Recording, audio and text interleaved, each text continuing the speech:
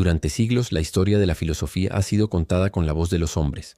Sócrates, Platón, Aristóteles, Descartes, Kant, Nietzsche. Nombres que resuenan como pilares del pensamiento. Pero ¿dónde estaban las mujeres mientras estos gigantes hablaban? ¿Dónde quedaron sus voces, sus ideas, su sabiduría? La verdad es más cruda de lo que parece. Fueron silenciadas, omitidas, incluso borradas. Y sin embargo estaban ahí, pensando, preguntando, desafiando. Comencemos por la antigua Grecia.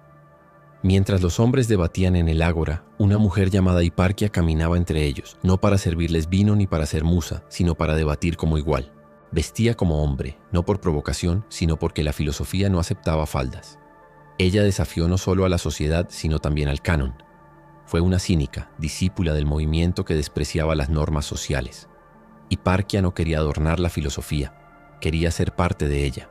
Avancemos en el tiempo. En la Edad Media, una niña nace en un mundo de silencio para las mujeres. Su nombre, Hildegarda de Bingen, monja, compositora, mística, pero también filósofa. Su pensamiento se alzaba desde los claustros hacia el cielo, cuestionando el orden divino y humano. Mientras los hombres escribían sobre la razón, Hildegarda hablaba de la luz interior, de la visión trascendente, de un conocimiento que no solo se piensa, sino que se siente. Luego está Cristina de Pisán, una voz que se alzó en pleno siglo XV para defender a las mujeres. Su obra, La ciudad de las damas, no solo es un canto a la inteligencia femenina, es un desafío directo al discurso misógino que dominaba la época. Cristina construyó con palabras una ciudad simbólica donde las mujeres no necesitaban permiso para pensar, para escribir, para filosofar. Estas mujeres no pidieron permiso. Pensaron cuando pensar era un acto de rebeldía. Escribieron cuando sus palabras eran consideradas peligrosas. Filosofaron en la sombra, pero su luz atraviesa los siglos. En el siglo XVII, el pensamiento racional dominaba Europa. René Descartes, con su pienso luego existo, marcaba una nueva era. Pero hubo una mente brillante que se atrevió a cuestionarlo. Su nombre, Margaret Cavendish, filósofa inglesa, escritora prolífica, y una de las primeras mujeres en asistir a una sesión de la Royal Society, donde era vista con sospecha, incluso burla. ¿Cómo podía una mujer hablar de átomos, de mundos infinitos, de mente y materia? Cavendish no solo hablaba, escribía. Su obra, El mundo resplandeciente, es considerada una de las primeras novelas de ciencia ficción filosófica. Allí imaginaba un universo alternativo donde una mujer gobierna con sabiduría. Ella no se conformaba con repetir ideas ajenas. Quería rehacer el mundo desde la raíz del pensamiento. A pesar del rechazo, su voz permanece como un eco que desafía los límites de su tiempo. Mientras tanto, en Francia, una joven brillante llamada Émilie du Châtelet traducía a Newton y lo explicaba mejor que muchos hombres. Su pasión por las matemáticas y la física no le impedía reflexionar sobre la naturaleza de la felicidad, el libre albedrío y la condición humana. Su obra filosófica fue profunda y clara, y Voltaire, con quien tuvo una relación compleja, reconocía su genio. Emily piensa como un filósofo y actúa como una reina, pero no todas podían publicar con su nombre. Muchas filosofaban en el anonimato o usaban seudónimos. ¿Por qué? Porque una mujer sabia era vista como amenaza. A lo largo de los siglos, las mujeres que osaron pensar fueron llamadas herejes, locas, peligrosas. El precio de filosofar era el exilio, el encierro, a veces la muerte. Y aún así, siguieron, porque sabían que el pensamiento no necesita permiso. Porque la filosofía no es propiedad de un género, sino de quienes se atreven a mirar el mundo con otros ojos. Estas mujeres no solo contribuyeron a la filosofía, la ampliaron, la llenaron de matices, de intuiciones, de preguntas que los hombres no se habían hecho jamás. Entramos al siglo XVIII, el llamado siglo de las luces, pero para muchas mujeres la oscuridad del silencio aún reinaba. Fue entonces cuando apareció una voz que encendió una chispa, Mary Wollstonecraft, escritora, filósofa y madre de Mary Shelley, autora de Frankenstein. Mary no solo desafió las convenciones sociales, sino que puso en palabras lo que muchas sentían y no podían decir, que la razón no era privilegio masculino. En su obra más conocida, Vindicación de los derechos de la mujer, afirmó con claridad: las mujeres no nacen inferiores, son hechas inferiores por la educación y la sociedad. Su crítica a Rousseau fue directa y valiente. Mientras él decía que la mujer debía ser formada solo para agradar al hombre, Wollstonecraft exigía igualdad intelectual y moral. Ella veía a la filosofía no como un salón cerrado, sino como una plaza abierta, donde todos debían tener voz. La modernidad avanzaba, pero la filosofía seguía negando asiento a muchas pensadoras. Aún así, emergían figuras como Harriet Taylor Mill, quien junto a su esposo, John Stuart Mill, promovió una visión más justa de la sociedad. Aunque durante mucho tiempo se le atribuyeron sus ideas a él, hoy sabemos que Harriet no fue musa, fue coautora. Fue pensadora con voz propia, con argumentos precisos sobre libertad, ética y justicia. Y es imposible hablar de este periodo sin nombrar a Simone de Beauvoir, aunque su obra se desarrolla en el siglo XX. Con el segundo sexo, rompió esquemas y levantó una revolución silenciosa que aún resuena. Su frase "no se nace mujer, se llega a serlo", se convirtió en el emblema de una nueva forma de pensar el cuerpo, la historia y la existencia. Simone no pidió permiso. Observó el mundo con la crudeza de Sartre, pero también con la sensibilidad de quien ha vivido en los márgenes. Su obra no es una simple crítica, es un espejo que nos obliga a mirar de frente lo que no queremos ver. Que la filosofía había hablado mucho, pero había escuchado poco. Simone de Beauvoir abrió una puerta que ya no podía cerrarse. Después de ella, la filosofía escrita por mujeres ya no sería una rareza ni una excepción. Surgieron entonces voces que no solo pensaban el mundo, sino que lo reconstruían desde otros márgenes. La experiencia, el cuerpo, la identidad, lo cotidiano. Iris Murdoch, por ejemplo, abordó la moral desde un lugar radicalmente humano. En sus obras defendió la idea de que el bien no era una teoría abstracta, sino una forma de ver con claridad. Frente al egoísmo moderno, Murdoch propuso la atención como virtud, mirar al otro sin filtros, sin juicios, con una entrega que parecía casi espiritual. Su filosofía era silenciosa pero poderosa, como una vela encendida en una habitación oscura. Más adelante apareció Hannah Arendt, quien no solo pensó, sino que narró la historia como pocas. Su análisis del totalitarismo, del mal y del poder no surgió de los libros, sino de la experiencia vivida. Judía, exiliada, testigo de los horrores del siglo XX, Arendt escribió como quien lanza una advertencia urgente al futuro. Con Eichmann en Jerusalén nos recordó que el mal no siempre grita, a veces susurra, a veces actúa con una obediencia burocrática. La banalidad del mal, como ella la llamó, es quizás una de las ideas más inquietantes del pensamiento contemporáneo, porque nos obliga a dejar de buscar monstruos en la historia y empezar a mirar nuestras pequeñas decisiones cotidianas.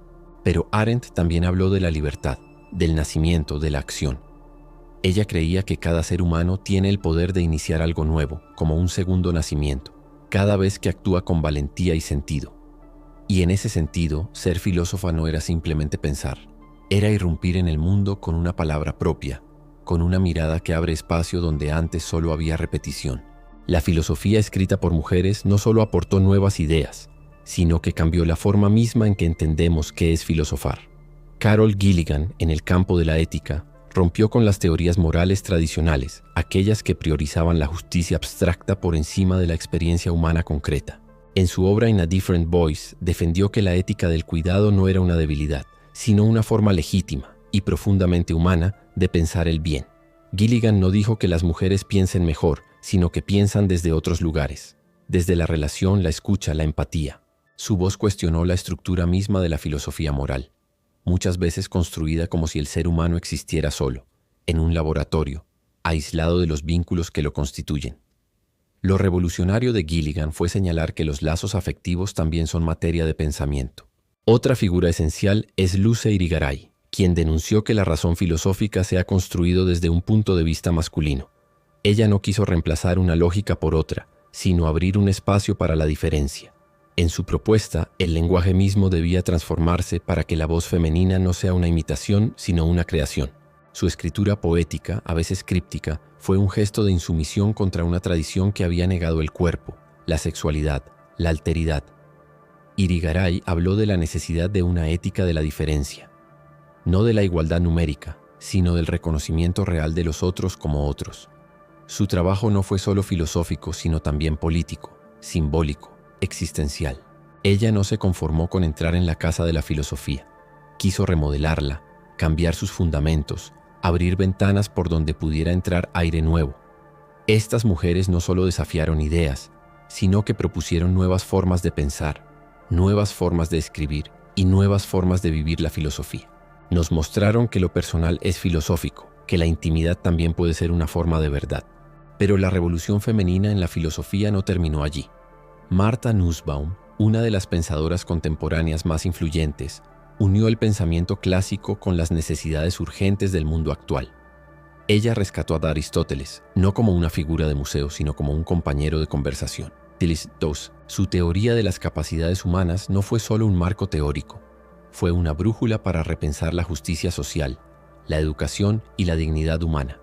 Nussbaum defendió que para que una sociedad sea justa, debe garantizar que cada persona tenga acceso real, no solo teórico, a ciertas capacidades esenciales, vivir una vida saludable, tener acceso a la educación, poder expresar emociones sin miedo, tener control sobre el propio cuerpo. Esta perspectiva se aleja de la obsesión por el crecimiento económico y nos obliga a preguntarnos, ¿estamos viviendo vidas que merecen ser vividas? Desde otro ángulo, Simone Weil, esa figura casi mística de la filosofía francesa del siglo XX, llevó el pensamiento al límite de lo espiritual. Su escritura era fuego y silencio, fuerza y fragilidad. Trabajó en fábricas para comprender el sufrimiento obrero desde dentro. Se negó a separar el pensamiento de la acción. Weil hablaba de la atención como forma de amor. Decía que pensar de verdad es mirar algo o alguien sin querer poseerlo, sin querer usarlo, sin distraerse. En su filosofía, la ética comienza por mirar con profundidad. Estas mujeres no quisieron ocupar el mismo asiento que los filósofos varones. Quisieron mover la mesa. Quisieron preguntar cosas que nadie se atrevía a preguntar. ¿Por qué llamamos razón solo a ciertas formas de pensar? ¿Por qué llamamos verdad solo a ciertos modos de decir? ¿Y por qué tantas voces quedaron en el margen durante siglos? Hoy, su legado no es solo lo que escribieron, sino lo que provocaron. Nos empujaron a revisar nuestras certezas, a abrir las preguntas, a pensar con otros ritmos, otros lenguajes, otros cuerpos. Porque la filosofía, cuando es viva, no se limita a repetir ideas, se atreve a escuchar lo que todavía no ha sido dicho. Y hay más nombres que nos obligan a hacer memoria, a reconstruir el mapa del pensamiento con otras coordenadas. Iris Murdoch, filósofa y novelista británica, desdibujó la frontera entre ética y literatura. Ella creía que la filosofía debía nutrirse de la complejidad del alma humana, no solo de argumentaciones secas. Su mirada sobre la moralidad hablaba de atención, de amor desinteresado, de la capacidad de ver al otro más allá del ego. Para Murdoch, el bien no era una regla, sino una orientación del alma hacia lo real. Mary Midley, compañera de generación de Murdoch, también se atrevió a desafiar el dogma. Filósofa moral y crítica feroz del reduccionismo científico, Midley defendía que no podemos explicar al ser humano solo con biología o química. Somos más que eso. Somos cultura, somos lenguaje, somos relaciones. En un mundo obsesionado con datos y números, su voz fue un recordatorio de que la profundidad humana no puede medirse en gráficos. Y en América Latina, mujeres como María Zambrano marcaron un camino propio. Filósofa española exiliada durante la Guerra Civil, Zambrano tejió una filosofía poética que hablaba desde la herida. Su razón poética no era evasión, era una forma de pensar más íntima, más sensible, más comprometida con lo invisible. Ella decía que pensar no es dominar, sino acompañar, que la verdad no siempre se impone, a veces susurra. Cada una de estas mujeres pensó con su cuerpo, con su biografía, con su tiempo. No quisieron ser copias de Platón ni sombras de Kant. Quisieron ser voces. Y lo lograron, a pesar del silencio, a pesar de los obstáculos, a pesar de los siglos. Hoy, al estudiar su legado, no solo recuperamos ideas, recuperamos coraje, porque estas filósofas no buscaron fama, buscaron sentido, y en ese gesto transformaron el pensamiento. Pero todavía hay mucho por decir, muchas voces por descubrir. A menudo nos preguntamos por qué tantas mujeres filósofas han sido invisibles. La respuesta no está en su falta de ideas, sino en la historia que se ha contado, en las bibliotecas que eligieron olvidar, en los currículos que no las incluyeron. Pero cada vez que una nueva generación las nombra, las estudia, las honra, su pensamiento resucita y vuelve a vibrar. Tomemos el caso de Angela Davis, filósofa, activista, autora de textos imprescindibles sobre raza, género y clase. Su obra no solo se piensa, se vive. Davis demuestra cómo la filosofía no puede estar separada de la acción, cómo pensar el mundo es también comprometerse con él. Su análisis sobre las prisiones, el racismo estructural y el feminismo interseccional desafía la idea de que la filosofía solo ocurre en Torres de Marfil. O pensemos en Judith Butler, cuyas teorías sobre el género han revolucionado no solo la filosofía contemporánea, sino también la forma en que muchas personas se entienden a sí mismas. Butler no escribe para ser cómoda, escribe para inquietar. Su noción de que el género no es algo que somos, sino algo que hacemos, sacudió los cimientos del pensamiento identitario. Es una filosofía que se mueve, que fluye, que no se deja encerrar. Y también está Simone Weil, mística, obrera, activista, filósofa. Una figura que escapa a todas las categorías. Weil hablaba del sufrimiento con una profundidad que solo quien ha amado el dolor sin romantizarlo puede alcanzar. Creía que la atención era la forma más pura de oración, que el alma crece no cuando conquista, sino cuando se vacía de sí misma. Leerla es como abrir una herida y encontrar luz dentro. Estas mujeres no son excepciones, son parte de un linaje que la historia apenas empieza a reconocer.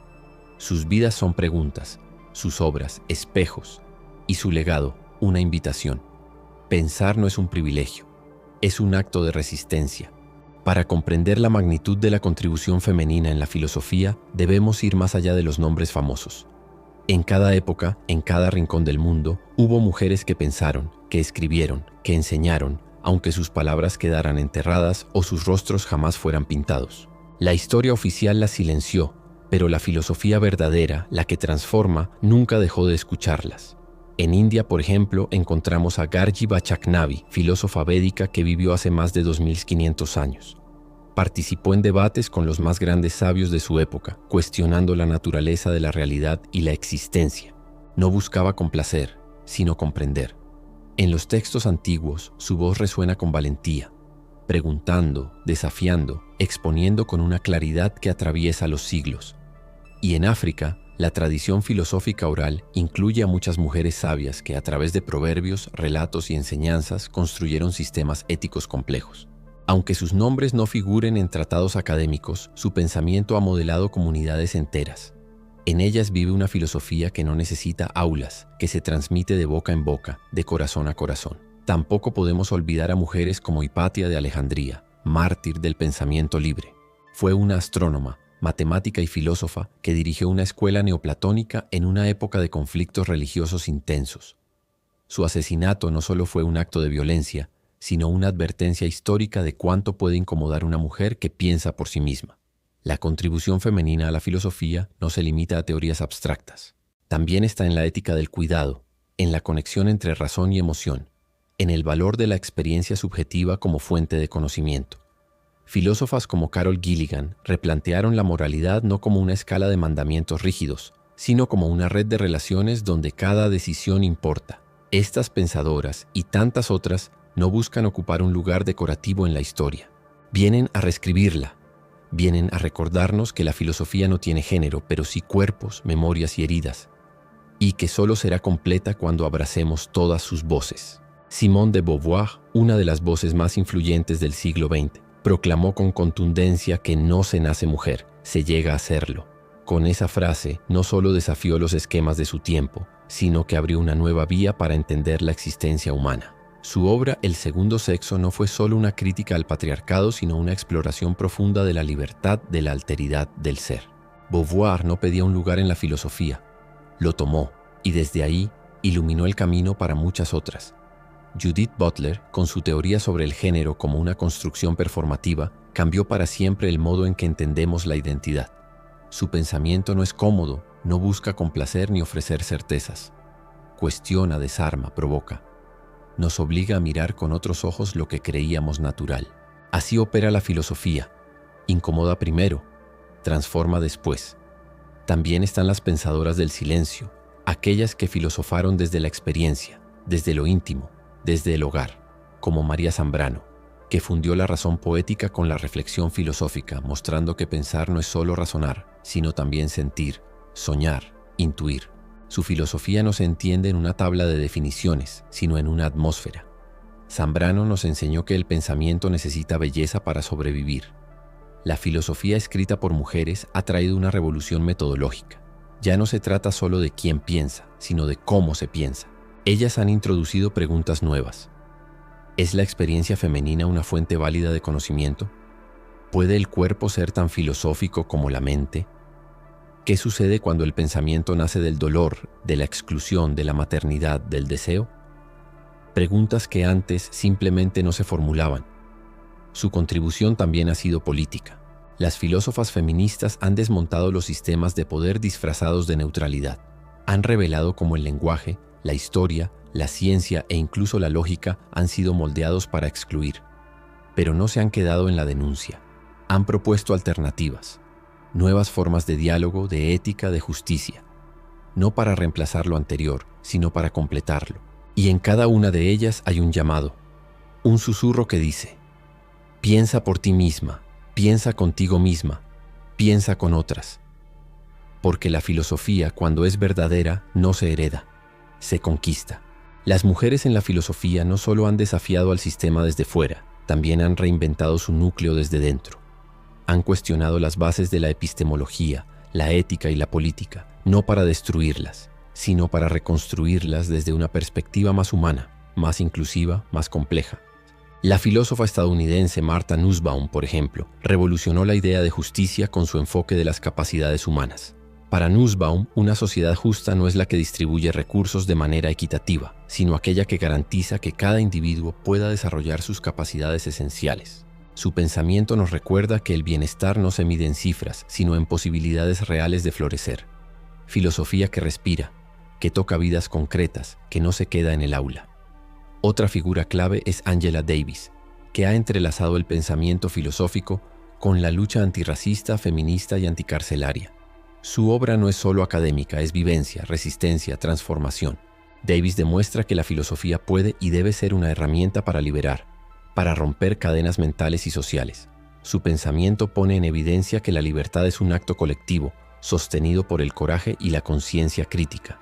Y no olvidemos a Bell Hooks, quien con una voz poética y directa habló de amor como fuerza política, del aula como espacio de liberación, de la escritura como acto de sanación. Su filosofía atraviesa el corazón de nuestras contradicciones, el deseo de pertenecer y el miedo a perderse, la herida de la opresión y el poder de la ternura. Hooks nos enseñó que la filosofía también puede ser un refugio. No es coincidencia que muchas de estas filósofas usen un lenguaje distinto, uno que no renuncia a la profundidad, pero que se rehúsa al elitismo, que no teme a la emoción, que se atreve a hablar desde la carne, desde lo cotidiano. Ellas nos invitan a pensar sin armaduras, a filosofar con todo el cuerpo, con toda la historia. Estas mujeres y muchas otras nos han mostrado que la filosofía no es un club cerrado, ni un juego de abstracciones. Es una práctica viva, comprometida, encarnada, una forma de vida que exige coraje y compasión, que pide escuchar a quienes fueron silenciadas y pensar en compañía. Hoy, hablar de mujeres en la filosofía no es solo un gesto de justicia histórica, es una necesidad vital, porque su legado nos permite construir una filosofía más completa, más honesta, más conectada con el mundo real. Una filosofía que no solo reflexiona sobre la existencia, sino que también la transforma.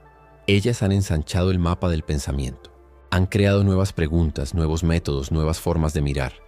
Han mostrado que la razón no está reñida con la empatía, que el pensamiento riguroso no excluye la experiencia subjetiva. Han abierto caminos donde antes solo había muros. Y sin embargo, aún queda mucho por hacer. Las mujeres filósofas siguen siendo minoría en los planes de estudio, en los libros de texto, en las referencias obligatorias. Siguen siendo interrumpidas, subestimadas, olvidadas. La lucha no ha terminado. Por eso, nombrarlas importa. Recordarlas importa.